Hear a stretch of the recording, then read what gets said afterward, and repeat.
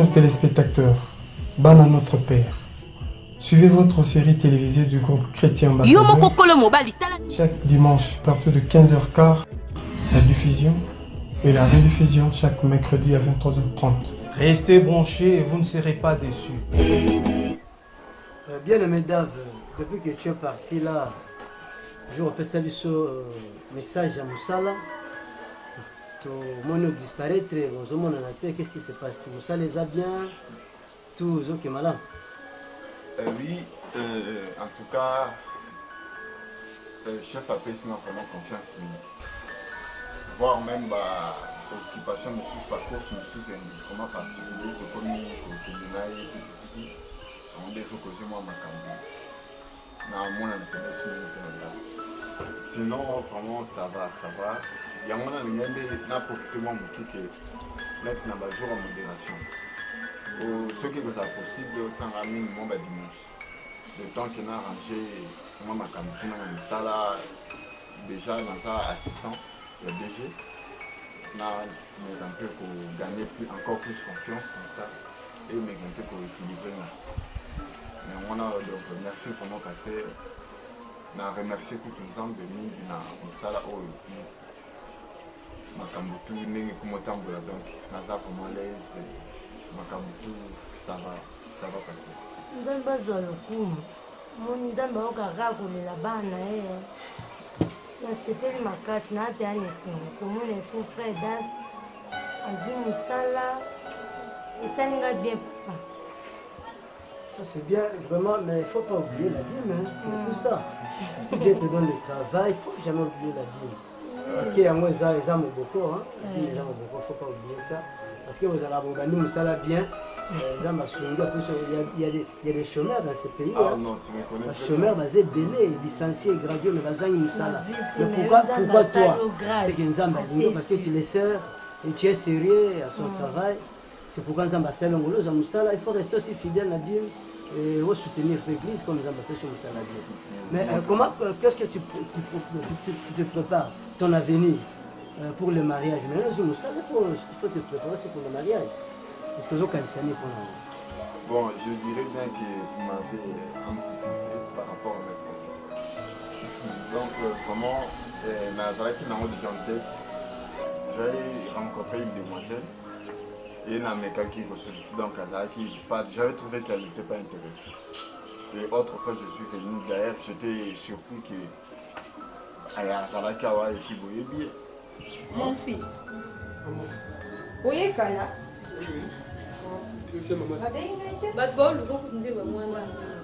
Oh, bonsoir. Papa, bonsoir. Bonsoir, maman. Bonsoir. Bonsoir, maman. Parfait. Excusez-moi si ça n'a pas vraiment.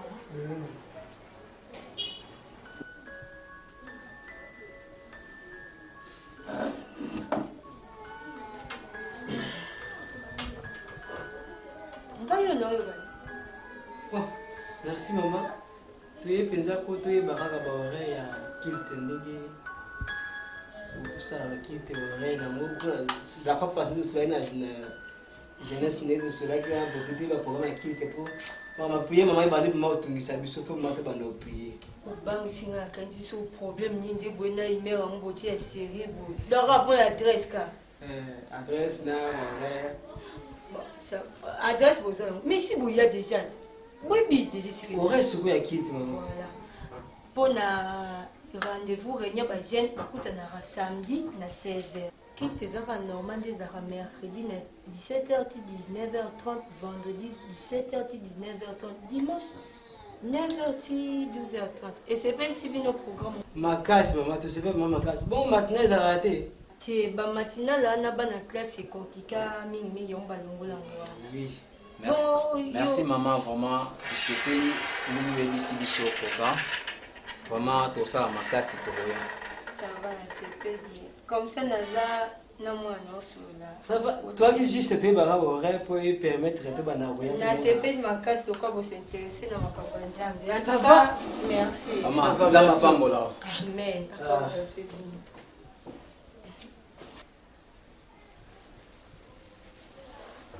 Maman gagné ba âme.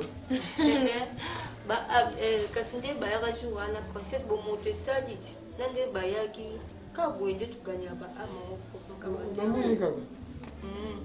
Eh, kubaringa te masomo comme ça okuta. Parfait. Oui, ça m'a joué en ebisangezaki. Comment se fait-il que ko benga ngai ke mama tindela nga Amina? Parfait.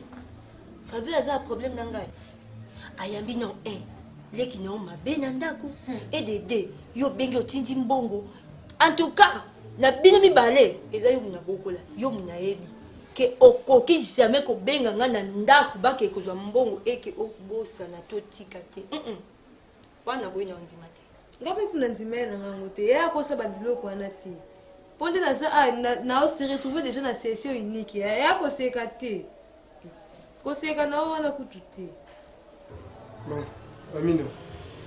On s'est quitté, maman. Ouais. Déjà, souhait n'a non plus il y a Fabio là, donc je sais pas qu'est-ce qui est arrivé. Mais tout beau ça, non, on n'a pas le choix.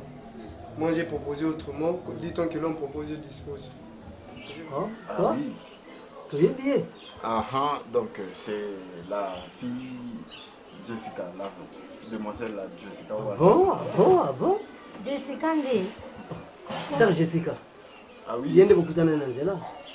Na Solola Kinaï, on s'est croisés par hasard. Bon, elle n'était pas intéressée, mais je ne suis pas découragé. J'ai essayé qu'au tal ailleurs, trouver une femme, j'espère que nous trouver une femme. Oh mon frère, pourquoi regarder ailleurs? Hein? Nzamba a aidé quand même. Moi je suis ton père, je la connais bien.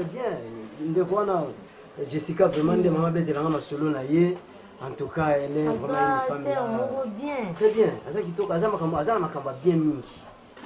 Alors, ça serait mieux aussi à bon de l'ensemble. Comme Koutié Pananga et je la connais aussi très bien et pour la malam que on continue dans le pont naïe. Continue ma solo naïe pour que tout à l'avenir on se dise peut-être et ça là que la malam tout le temps. On l'a retard la sous banda frère. Dans l'ensemble. Beaucoup de libanda. Beaucoup de choses toutefois, j'étais déjà presque motivé. Il y a pour talent un peu ailleurs. D'ailleurs, je suis engagé dans une très bonne compagnie. Il y a vraiment des jolies dames et puis des cadres vraiment non, mon frère. Avoir une jolie dame, c'est bien. Mais le comportement et le caractère, c'est ça, c'est le problème. On a retraite, c'est pas là. Il faut une femme là qui prie, une femme qui se respecte, une femme qui connaît Dieu. Et ça la malam collègue dans l'entreprise, moi aussi, tu vois, aux hommes aussi dans l'entreprise, moi ça pas une mais ça la malam. Vous me connaissez très bien depuis mon jeune âge. Je ne compte pas, moi je ne cherche pas une femme par rapport à la beauté. Je compte plus à la spiritualité. Surtout ça. Je parlais plus de ça. En tout cas, cette dame prie. C'est on a juste samedi là, vraiment, ça vous se peine vraiment. Faut qu'on commence à voir. Il y a ça en église, on dit matin. Autant de choses que le baron va m'aborder. Ah bonjour. Papa, où est-il déjà? Oui, déjà. Comment elle est déjà comment faire? Maman, non, on compte. Il y a bien expliqué que nous sommes bien.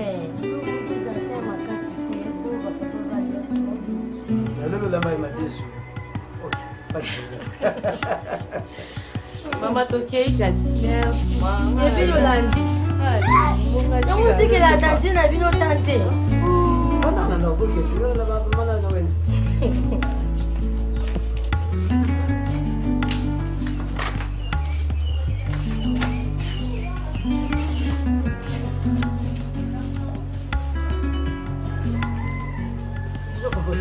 Non, kata mwana na kasi kaka avec ce sugo la voiture na mwana poko il est parti zanga baninga nibani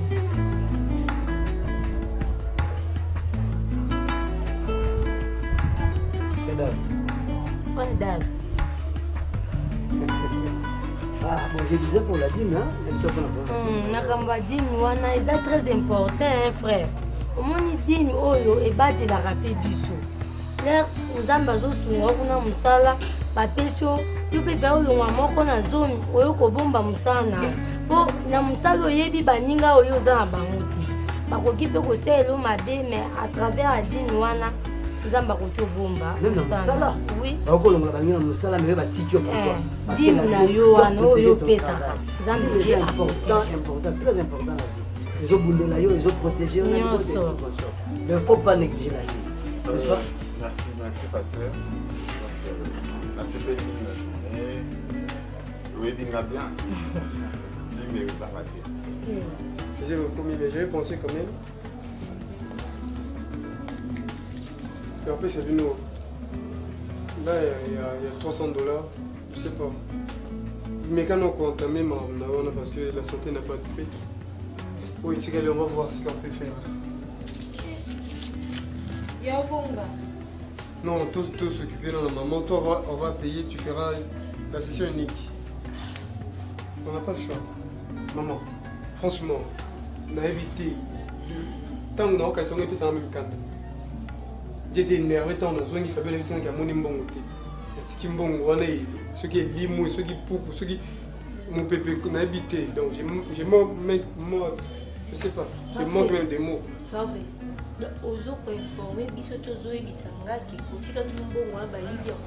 Non, je n'ai pas dit que je sais pas ce qui est bon, ce qui est limou, c'est ce qui me trouble. Mais parfait, ok, n'a pas poisson, pas 4, ce qui va plaisir, ce qui n'a pas ligne, pas mat point. Et à simple, tu as bon. Mais qui Fabiola Rose, un bon. Mais tu me poses la question qui? Mais c'est pour ça. Il y a la plus grande question. Parce que mbongo fallait pas se dire mbongo yo tika ki pona mama na yo. Non, c'est pas ça. Na leki na yo yango nde ko ministère fait ça makati ya mbongo. Et c'est bandaka. C'est pas ça. Ah non, pourquoi bandika na tango mbongo ya mama na Amina? Parfait. Parfait. Maman. Parfait. Maman. Na bengo combien de fois parfait? 3 fois. En tout cas, ndaku na tout autour ndaku no, ils ont toujours na ba mystère. En tout cas, ça va bien mystère. Bon, quel bon a en tout cas, il faut vérifier que nous avons bien. La nouvelle est un choc, mon bella 500. Les qui nous y c'est comme toi, Zui, d'avoir bénéficié de mon caca boy. Mon capacité. Nzamba Lola, Alim Sangai. Mais n'a pas acte moi sur ça qui bon. Si qu'on peut gagner quand il faut pas bien qu'on cantie à mon ma bête. Tant que je quoi nous c'est que tika kimbongo mais au monde yangote et que moi c'est recevoir les qui nous m'appellent. Ce qu'on peut imaginer. Moi qui toujours toi masou pour te senga pardon chaque bout. Oublions ça. On peut pas être là sillonner autour et il y a mbongo. Parfait. Tu sillonner tout autour en bon côté mais pas ça que nga maman na bino na zoboko na mona moi no na boti azolela parce que bongo exact. Donc, naza vivante, mais naza koka isusu te. Koko qui se bat désir. Chaque chose a son temps. Pour ça, il faut les bisous. Ici, là, mine aussi, ils savent. Voilà. Comme ça, Nzambe, aux envies, aux embans, on n'a pas perdu le chemin. Nzambe, on a semblé la pour tout le monde. Quand on a bon à la tête, on ça la d'une manière d'une autre. Donc, quand on a un bon pour nous baisser. Bon, on se fait bien qu'il y a des bobines à apprécier. Donc, j'étais venu seulement pour vous donner ça. Parfait. En tout cas, n'arrêtez pas chaque fois sur y mais pour une bonne nouvelle au Pessingaï et ça n'habite parfait. Donc je peux quand même m'en aller. Ah, ça va. Au plus à moi sinon, beauté. Mais toi, ne t'inquiète pas. Avant mon la session, je sais qu'elle était intelligente. Avec la session unique, tu peux t'en sortir. Ça va? Comment je t'aime? Pareil. Mais parfait. Namoni vraiment comme si aux années tu mutu moko aza bâti na lingi nanga boete parfait na lingi boete na lingi te kozwa te ba souci ola ta nzoto na lingi te na nanga na bine bele bongo bino lingi ni omonde no yana te omitu tuni ekutu te ke soka zui wa eko pesa biso soka zui wapi donc souci ne biso zaka ka biso tozo ce qui est que bon, ce qui a défié qui a créé des problèmes. La dignité.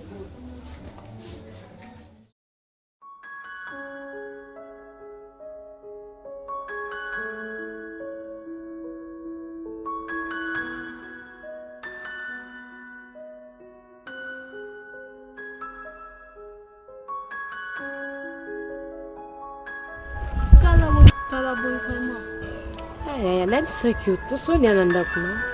ba voyage banini le esala mo mobulu yo pata muninga yo taloto ko yo tala ngate fali ata ko benga ngana yo tala mama yo ba problème ngo na passer na Fabiola eloko pe tininga vraiment na ezaka yo obike banda maisha yana ndakunanga azo akenda atikela ngande ba problème mambe marche katena ndakunanga je te dis donc non yebate moni nyonso nga na comprendre eza kozanga koyeba moni kozanga koyeba eza et pourtant nga na luka yo Fabiola nyezanga poto kutana avant na voyage na bengaka oti nga na voyage na nga makambo échange ndeka na otolo bano na ndako na bongola motema akoma na nga évangéliste d'ailleurs naza na retraite pas pasteur Montbéra de na baki lokwa to mwana kala na joki pas adresse na yo na bi na komela na ndako makambo ya maisha wana kozanga nzambe za pasi oza ko se souvenir source na ba veto salaka to menana makila ba blomo to salaka bavewa obosani tant manda kola to lobani maman raisonnez bien to lobaka to ko mutako bala liboso mninga azate biso so bala âge moko to kataka pe âge mais maman makambo na nyoso zaki bomona c'est le passé yaya ngana bali na ngai na bala bino no bobali te seke tana bino na kokite kate problème nyonso to ebima na ndako na o maisha o nini yaya eza plan déjà ezaki bien planifié oui nyonso to maisha sale na ndako donc sauf rien nyonso to maisha ici ya planifié en haut donc Fabio la pona yeyo koka obala bon na bomba te franchement tanga peta obalaki kozanga koyeba nzambe ta batante baki na bongo ngape sala nga bien te donc maisha tanga mandozo makanti wana na encourager na ngai sans le savoir tanga yo kende wana to ekabwana na sima ngai bongo mtema makanisi nini kasi maisha saloni Jessica zala clair non comprendre te olo bani Fabiola obi tindo bala wana maisha zaka nango d'accord te vi ba veto salaka to ba ke mutako bala liboso mninga azate donc maisha plan na ezalaki aya abebisa d'ailleurs apsala bongise ki kisi apesa kisi wana tsaki wana ezalaki ne po ma parfait ya moni obini kisa tsaki kiso ela mte so déjà pesa a préparer ki apesa kisi mo blomo bon pour parfait kufa donc loko anga pe nzamba sunganga sina bongo na ngando moni na yo lukayo na confesser na le moment comme nous on pose à la prudente quand même yo so bali donc si je comprends maisha yaki na ndako nanga kwa panza foyer nanga oui maisha yaki donc elle qui plan moko ezaki déjà bien donc yo ça donc nyonso tout maisha sana ndako qui ça na dominer na tila parfait pour na dominer qui est na moi Jackson na lobby parfait to c'est qui a domination te zaki na bomai otela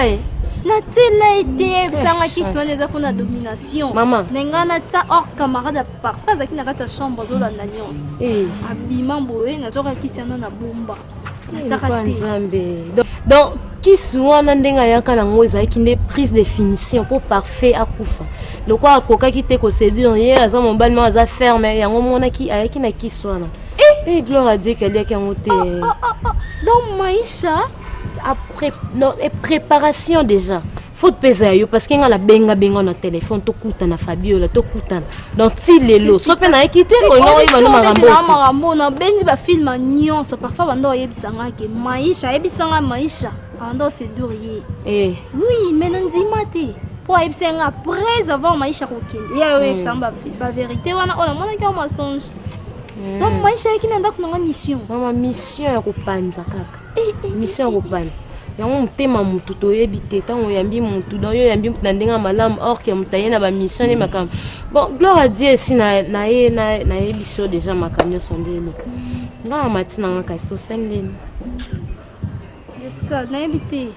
na sepeli kaka ezai kana zona ba information mambwana nyoso po mambe beba donc yaki ati asemelo mo ba kei désordre kotanga na yamba camarade parfait na boya yavana ndaku likwa maisha wana maisha yaki ne abomanga pour le fait de luka ko détruire foyer mutu c'est ko bomanga donc on a réussi au tenga bon parfait maisha agenda maman na yo atoma na chute de bien na chute bon nenga na bossa na ko annoncer une nouvelle moi bien kala mi te no elo papier na yani abala te yaya ya solo oma kosala nzambe onga oloba service paye donc nzambe sosalela ya futaka kaka alors a dit pour l'information non c'est l'invitation c'est bon mais maisha lo wasala ok ngala koma kinela tika na kapenjung na moto namonaki yango tomonani tosendeni kasi tobengana ba bengala opesenga parfum mbote merci beaucoup c'est bon ata biste camarade mabe okende malamu e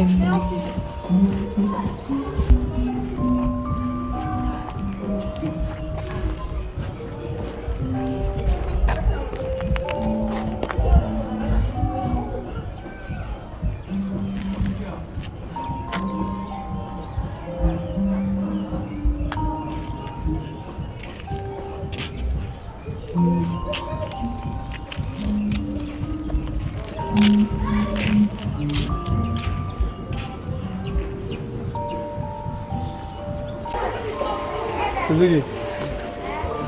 Pardon, tu dois ouvrir mon pied. Tu dois ouvrir tout moins 3 minutes, moi. Tu dois vider dans le cinéma. Comme ça, je donne là, ça va dans l'habitacle. Ça dérange.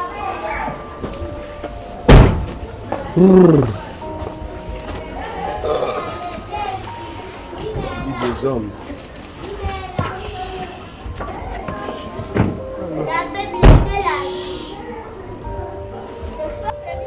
Ah, mon ami, Guy Merlin. Ok.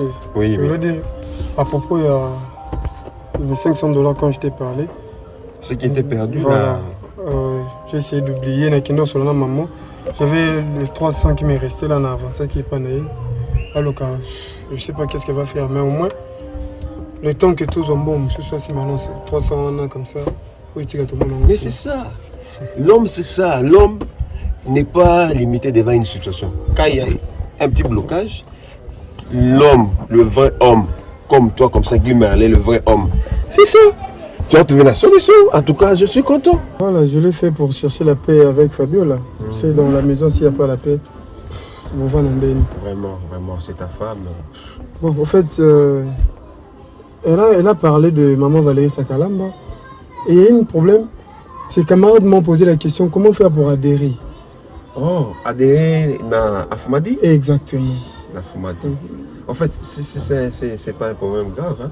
C'est juste sur Koweït, à Kingaboa. Le numéro, je ne maîtrise pas mieux. Et elle m'avait dit que sur Koweït, avenue Le Koula, croisement Koweït, à Kingaboa, Le Koula. Ouais. Il y a les sièges de Afmadi, Association des femmes pour l'assainissement et le développement, tout ça. Cette maman mérite vraiment un soutien pour les enfants même de Kingaboa, délimité. Maman Valérie Sakalamba, c'est une maman, comme je l'avais dit la fois passée. Moi, je la connais, sociale. Non, mais j'ai parlé à Fabio, intelligente. Elle a trouvé ça très important. Même quand je l'avais dit que j'ai donné les $300 à maman, et quand j'ai abordé le sujet de maman Valérie, elle a dit, mais il faut m'envoyer là-bas intégrer. Elle a même appelé dans ma présence. Ah bon? Ses amis. Bon, ce qui a posé problème, c'était l'adresse, voilà. Comme j'avais pas assez de coordonnées, toi aussi tu n'étais pas là. Vraiment, je suis désolé. Bon, moi, de telles femmes, il faut toujours qu'on puisse l'aider à aller de l'avant. Oui, on doit lui prêter main forte. Maman Valérie Sakalamba, c'est une dame gentille, sociale, qui a le cœur, qui a les soucis. Oui, les enfants de l'humanité, nous devons un soutien. Ah, bon Gilles, il faut que j'appelle Trésor qui vient nous rejoindre. Oui, on peut aller. Trésor, t'as dit là. Merci d'ici là. Wow.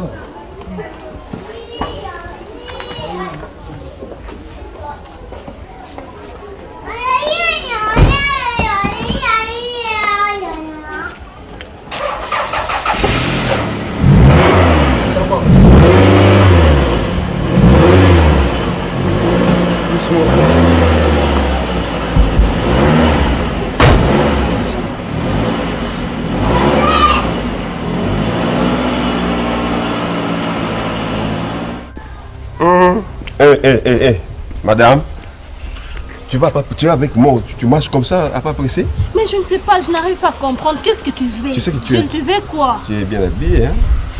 Et puis tu es une jolie femme. Jules. Oui. Je suis la femme de Parfait. J'en disconviens pas. Je vous ai pas séparé. Mais je sais pas. Tu veux Mais quoi? je veux juste que tu sois à côté de moi à ce moment. C'est-à-dire? C'est-à-dire? Tu vois? C'est Parfait qui m'appelle. Non. Non. Oh. Mais je vais te décrocher, non. Je décroche pas.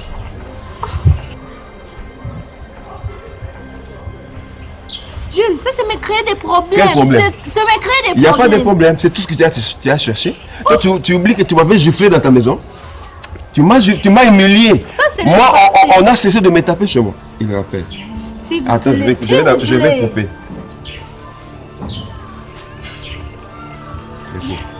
Je coupe ça.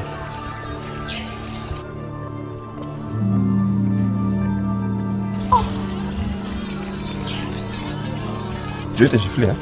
Moi aussi, c'est mon tour de te gifler. Tu sais que tu m'as giflé. D'ailleurs, attends, je vais éteindre ça. Jules, ça c'est me créer des problèmes. C'est mon mari qui m'appelle. Qu'est-ce qu'il y a? Non, il va te j'ai éteint ça. Tu refous mes appels. Ça veut dire quoi ça?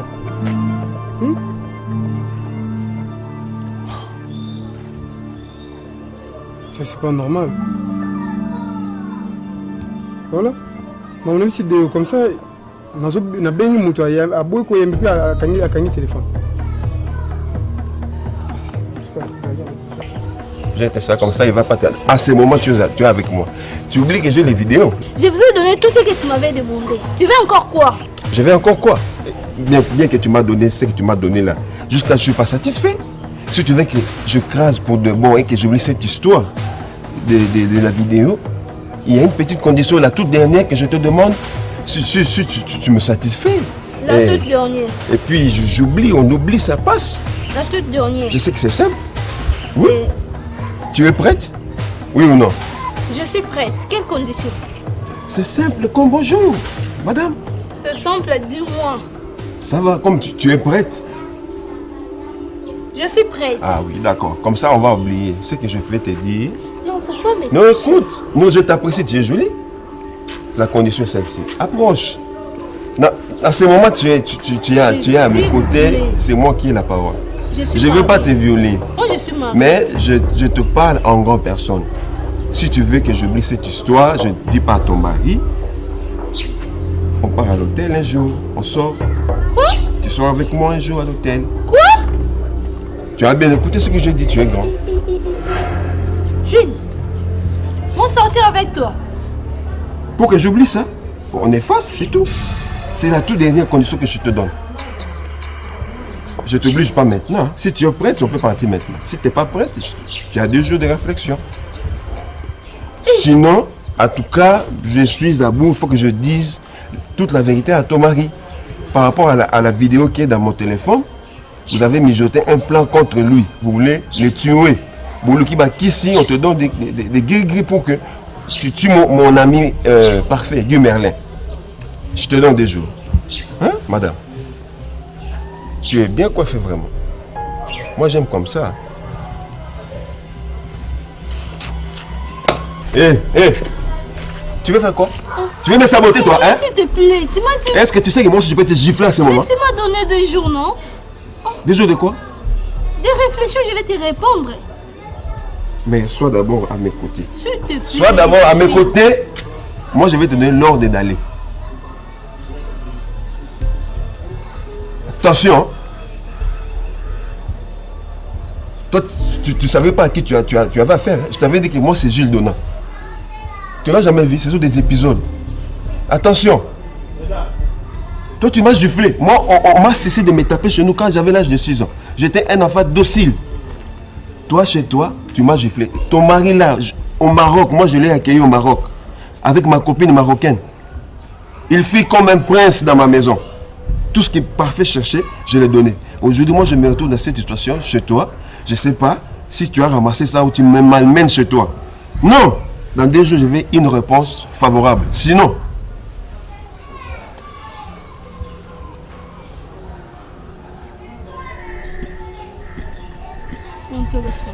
je vais te le donner.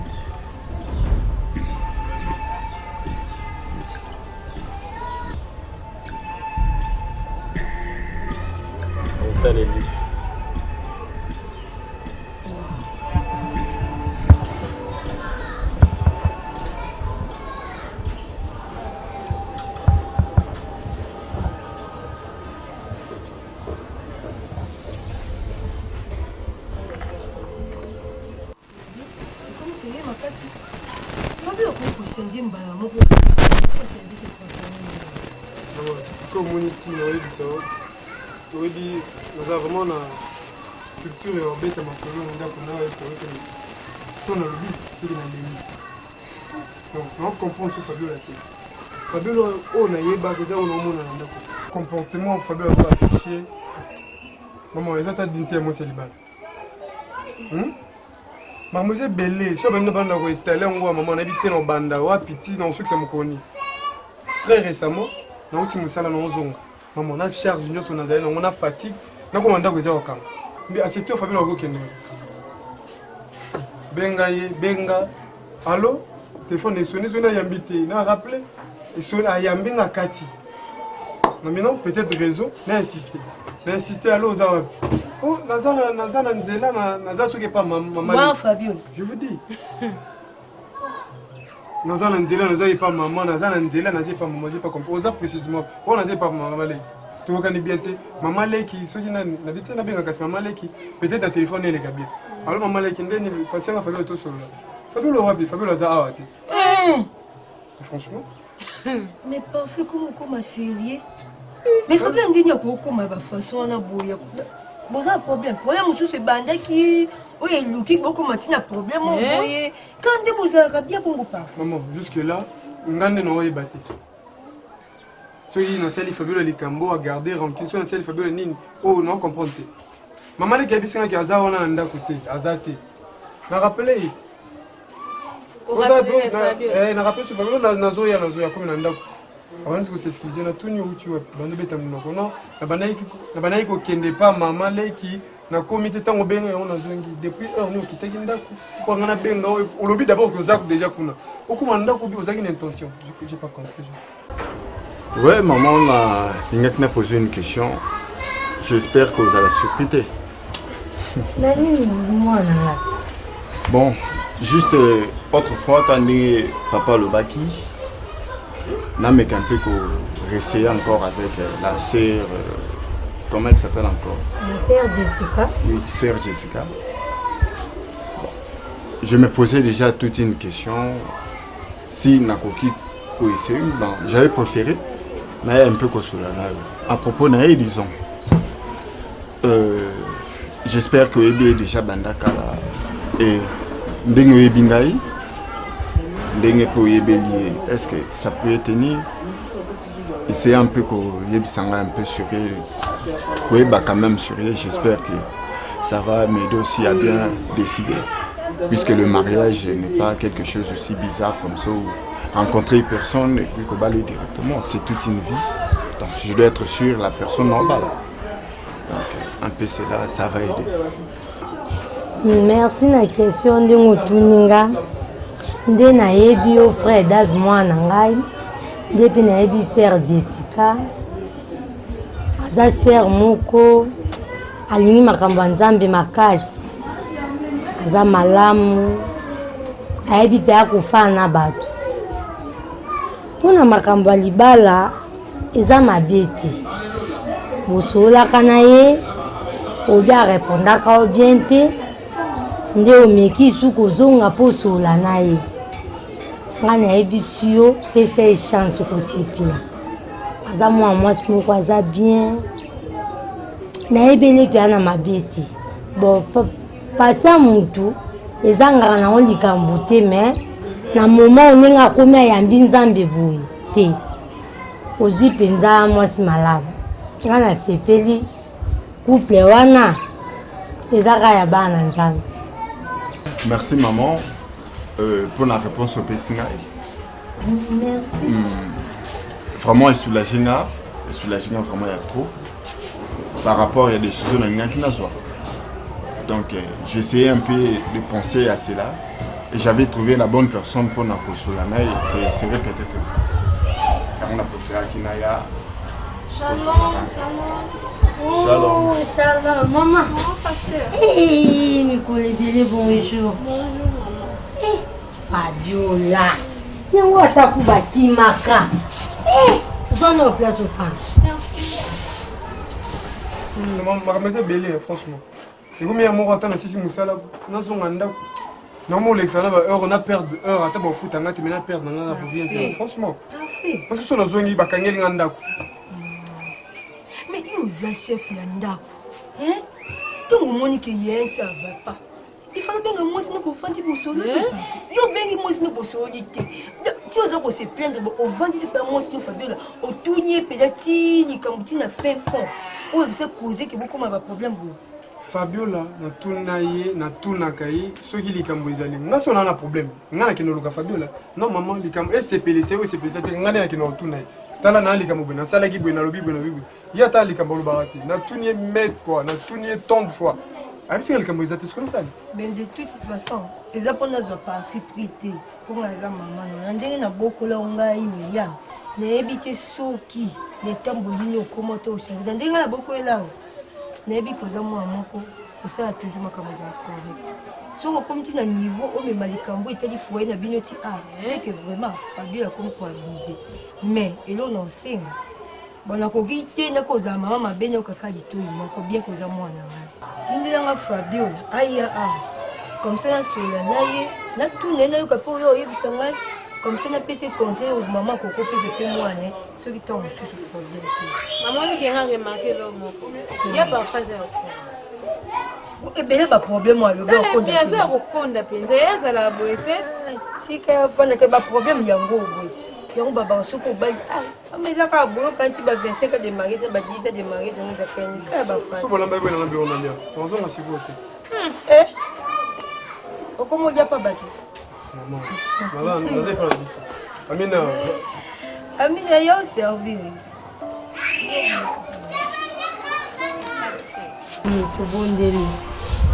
Merci papa. Tu peux so merci nata malamu yo kutanisi su ngai na ser na nga Fabiola.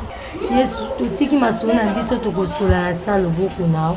Yo zana biso ebandeli pe suka. Amen. Amen. Ma Fabiola. Ni kulibili boye. Toujours ya kuna na ndaku kosala ba suivi église liku muna na te. Ba réunion ba mamuzu muna na te zani ni mwana ngai. Ibala eza lipamboli ya Nzambe. Mais yango te mutu kopekisa oya ka église te. Hein? Kwa nini boye? Ba problème kaka. Ba problème monde wana epekisa oya ka église oya ka to mona na raté. Et puis d'après tout ba problème na biso e koki kolekela ote juste à tel point éloigné l'église. Naza na maman ya mon na yekuta na so na papa za. Papa zate. Azate.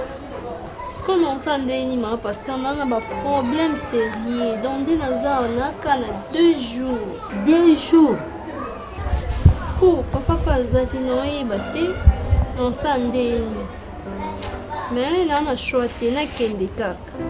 So aye, oui c'est que Sœur Fabiola le kaka a vraiment besoin de yo. Mais il me reste que 2 jours. Pas na expliquer situation moi. Et puis peut-être quoi zate na kena nganda. Yo yebisanga soki za problème to kotina ndao to kosola kuna na mwasi no bombe nga mama mfwana. Mama yebisanga mama esenga papa et moi zala. Nga mwana ye bango ezate. Parce que invité, c'est que nous avons commis là, on a invité. C'est Fabiola, tout ce problème est à lui et Singaï. Na kika maman na sur le choix de la kena encore.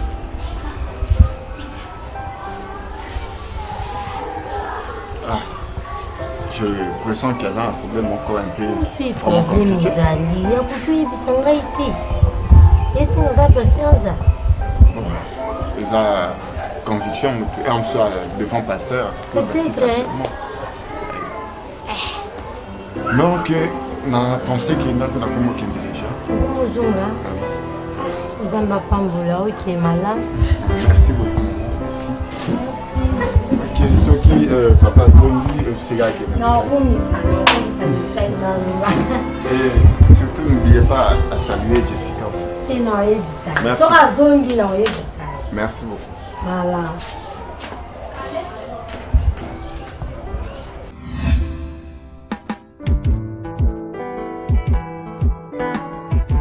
Chers téléspectateurs, Ban à notre Père. Suivez votre série télévisée du groupe Chrétien Ambassadeur avec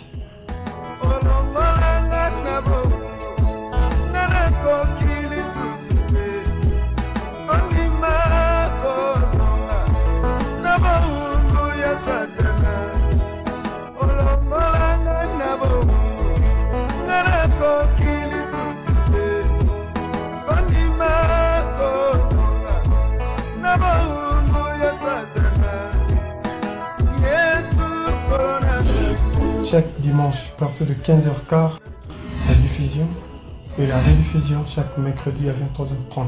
Restez branchés et vous ne serez pas déçus.